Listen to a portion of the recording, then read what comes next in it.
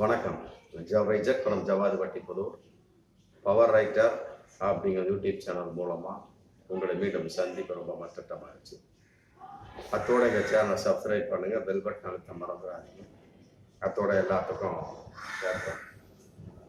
அதாவது சோனா ஹைடன் அப்படின்னு ஒரு நடிகை, பிரபல்யமான நடிகை தான். தமிழில் நிறைய படத்தில் நடிச்சிருக்கிறான்.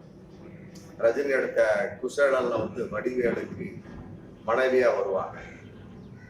அப்புறம் குரு என் ஆளு, அழகர் சாமி, மற்றபடி 9ல குரு, சித்தட்டு, அப்படி ஏகப்பட்ட தமிழ் படம் நடிச்சிருக்கிறாங்க. பொதுவாக அவங்க ஒரு கவர்ச்சி நடிகை. ஆமா, சில படங்கள்ல குணச்சித்திர வேடம், பொதுவாக கவர்ச்சி நடிகை, அதுல மாற்று கருத்து இல்லை. ஒரு கலந்துரையாடல்ல அந்த நடிகை சோனா ஹைடன் அப்படிங்கிற நடிகை கலந்துக்கிறாங்க. கலந்துக்கிட்டு தன்னுடைய கருத்தை பேசுறாங்க. என்ன பேசியிருப்பாங்க அது எல்லாம் தெரிஞ்ச விஷயம் தானே.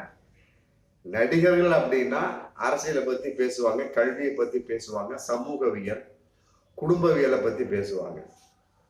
நடிகை அப்படின்னா இடத்தை பத்தி பேசுவாங்க. எடுத்து விவாகரத்து, ஆணாதிக்கம், காதல், அப்புறம்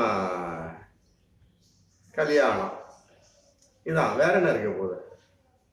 அதன் அடிப்படையில் தனக்கு ஏற்பட்ட ஒரு நிகழ்வை அந்த கலந்துரையாடல பேசுறாங்க. எத்தனையோ பேசலாம். ஏன் நடிகைகள் பெண்கள்லாம் பேசக்கூடாதா? அரசியலை பத்தி பேசக்கூடாதா? இன்னைக்கு குஷ்பு அரசியல் இருக்கிறாங்க, ரோஜா அரசியல் இருக்கிறாங்க. இல்லை, இங்கிருந்து போன நடிகை தானே ரோஜாலாம். இங்கிருந்து போன நடிகை தான். செம்பருத்தில அறிமுகம் சூப்பரா ஒரு எம்எல்ஏவா இருந்து ஒரு அமைச்சரா இருந்து எதிர்பாராத வெற்றி ரோஜாவுக்கெல்லாம். அதே மாதிரி இங்கே ஏகப்பட்ட பேர் இருக்கிறாங்க. சில நடிகைகளுக்கு காயத்ரி ரகுராம் போன்ற சில தடுமாற்றமான ஒரு சூழல், நடிகை கௌதமி போன்றவர்களுக்கு ஏற்பட்ட பாஜகவால் ஏற்பட்ட மிகப்பெரிய ஒரு மோசடித்தனமான வெளிப்பாடு அது நடக்கத்தான் செய்யுது. ஆமா, இருந்தாலும் நடிகைகள் அரசியலை பத்தி பேசக்கூடாது எங்க எழுதப்பட்டிருக்கா? கல்வியை பத்தி பேச எழுதப்பட்டிருக்கா? அதெல்லாம் ஒண்ணும் கிடையாது. பாருங்க, பெரும்பாலும் நடிகை அப்படின்னா அந்த சொன்ன பாருங்க, காதல், கல்யாணம், டைவர்ஸு, இதை பற்றி தான் பேசுவாங்க. ஆமா, அதன் அடிப்படையில் இவரும் அதான் பேசிக்கிறார். அந்த கலந்துரையாடல் யாரு? சோனா ஹைடன். நான் ஒரு பையனை 7 வருஷமா காதலிச்சேன். நல்லா புரிஞ்சுக்கேன். நான் ஒரு பையனை நல்லா புரிஞ்சு 7 வருஷமா காதலிச்சேன். அவனை தான் கட்டிக்கணும் இருந்தேன். ஆனா அவன் எப்ப பேசினாலும் சரி என் மேல பாலியல் சீண்டுதல், பாலியல் தூண்டுதலாவே இருப்பான். ஒரு வன்கொடுமையா வன்முறையா நடந்துக்குவான்.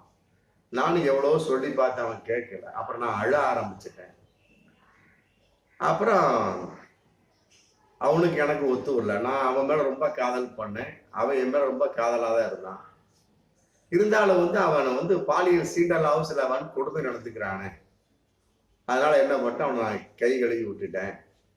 அவனை வச்சு நான் கல்யாணம் கட்டி குழந்தை பேக்கலாம்னு நினைச்சிட்டு இருந்தேன். இப்படிலாம் நடந்துட்டு இருக்க சமயத்துல எப்படி ஒரு காதல் மேல ஒரு பெண்ணுக்கு ஆர்வம் வரும்? அதனால காதல் மேல நம்பிக்கையே போச்சு அப்படின்னு தன்னுடைய பேச்சை முடிக்கிறார். ஃபர்ஸ்ட் ஆரம்பத்தை என்ன சொல்றாரு நல்லா புரிஞ்சுங்களா? ஒரு பையனை காதலித்தேன். ஆமா, இவருக்கு என்ன வயசு இருக்கு? ஒரு 30க்கு மேல இருக்கும். இவரு போய் ஒரு பையனை காதலிக்கலாமா? நல்லா யோசிக்கணும். பல நடிகைகள் அப்படித்தான் எதிர்பார்க்கிறாங்க. தன்னை விட இளமையான ஆண் கிடைக்க வேண்டும், அல்லது ஏதோ ஒரு ஆணுக்கு 2வது மனைவியாக போக வேண்டும். நல்லா புரிஞ்சுக்கிட்டீங்களா? அப்படி போனவர் தான் இது ஸ்ரீதேவி. அதே மாதிரி சின்ன வயசு பையனா பார்த்து பிடிச்சிட்டு நம்ம விருப்பம் தான், அப்புறம் தேவைப்பட்டா கட்டி விட்டு போயிட்டே இருக்க வேண்டும். இந்த மாதிரி நிலைப்பாடு இருக்கக்கூடிய சமயத்துல அந்த காதல் எப்படி பொருத்தமாகும்? அதுவும் வன்கொடுமை, பாலியல் சீண்டல் பண்ணிக்கிட்டே இருப்பானா. அதை நினைச்சு இந்த அம்மா ரொம்ப அழுகுமா. சோனா ஹைடன் சின்ன பையன் அப்படித்தான் இருப்பான். புரிஞ்சா? ஒரு ஆம்பளைய காதலிச்சிருந்தால் நல்லா புரிஞ்சுக்கணும். நமக்கு ஒரு 30 வயசு. ஆமா, செக்ஸுவாலஜி பிரகாரம் 5 வயசு கூட இருக்கணும். மினிமம் 3 வயசாவது கூட இருக்கணும். வாத்வாசனாயனுடைய காம சாஸ்திரம் அதான் சொல்லுது. ஒரு ஆணை விட 5 வயது குறைவானவளாக ஒரு பெண் இருக்கணும்.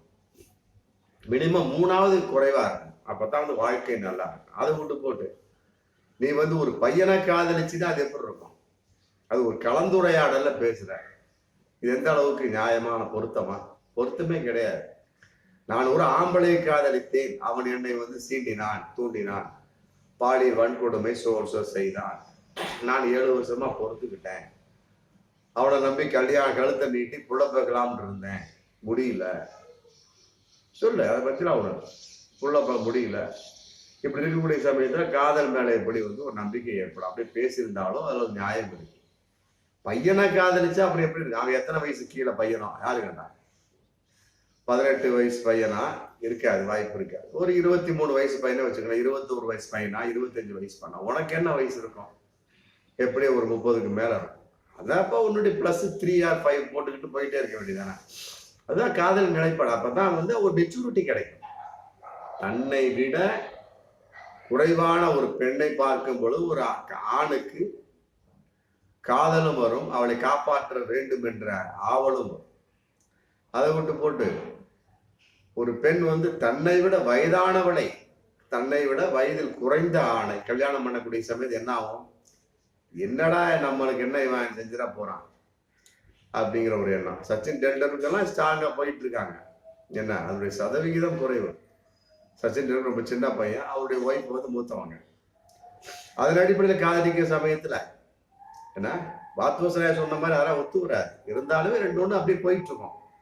அதன் அடிப்படையில் இந்த மாதிரி சோனா ஹைடன் டைட் பண்ணியிருக்காங்க. அப்படி பண்ணக்கூடிய சமயத்துல என்ன ஆகும்?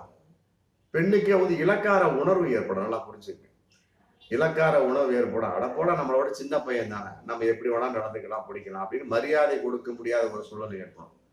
அந்த மாதிரி நடக்கிற சமயத்துல பல பெண்கள் வந்து வாங்க போங்கலாம் கூப்பிட மாட்டாங்க, பேரை சொல்லி கூப்பிடுவாங்க. அப்புறம் ஐயா இந்த அம்மா சொன்ன மாதிரி சோனா ஹைடன் சொன்ன மாதிரி பையான்னு கூப்பிடுவாங்க. அப்புறம் என்ன பண்ணுவாங்க? பார்த்துருக்கான், சீன்ற வரைக்கும் சீண்டிட்டு 7 வருஷம் கழட்டி விட்டான். இந்த அம்மா சொல்றாங்க, நான் கழட்டி விட்டதாக, நான் விலகி கொண்டேன்னு. அது என்ன ரகசியமா யாருக்கு தெரியும்? என்ன காதலின் ரகசியம் யாரு கண்டா?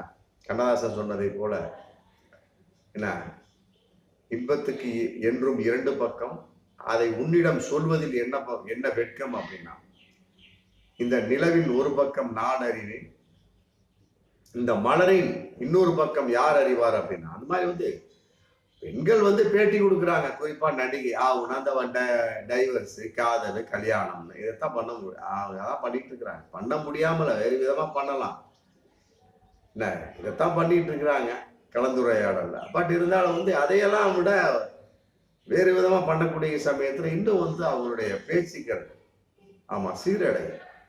அதன் அடிப்படையில வந்து காதலுங்கிற கான்செப்டவே பேசிட்டு இருக்கிற சமயத்துல பெண்கள்லாம் அப்படிதான் பேசுவாங்க அப்படிங்கிற ஒரு பஞ்சு உக்காந்துடும். அதனால வந்து காதலிக்கக்கூடிய பெண்கள் இதன் அடிப்படை என்ன பண்ணா, பையனை காதலிக்காதீங்க.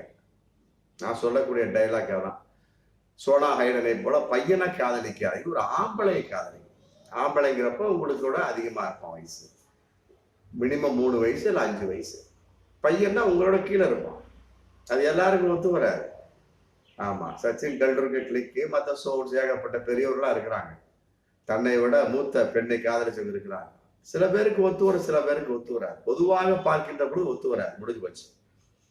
அதனால இதன் அடிப்படையில் நாம் கற்றுக்கொள்ளக்கூடிய பாடம், சோனா ஹைடனுடைய பேச்சு நம்ம என்ன தெரியுது அப்படின்னா, அந்த மாதிரி சொல்லுவதெல்லாம் உண்மையா நம்புவோமே, அதை பத்தி ஒண்ணும் கிடையாது. பட் ஒரே ஒரு விஷயம் மட்டும் இடிக்குது, என்னன்னா பையனை நான் காதலித்தேன் அப்படின்னா பாருங்க, அது ஏற்றுக்கொள்ள முடியாது.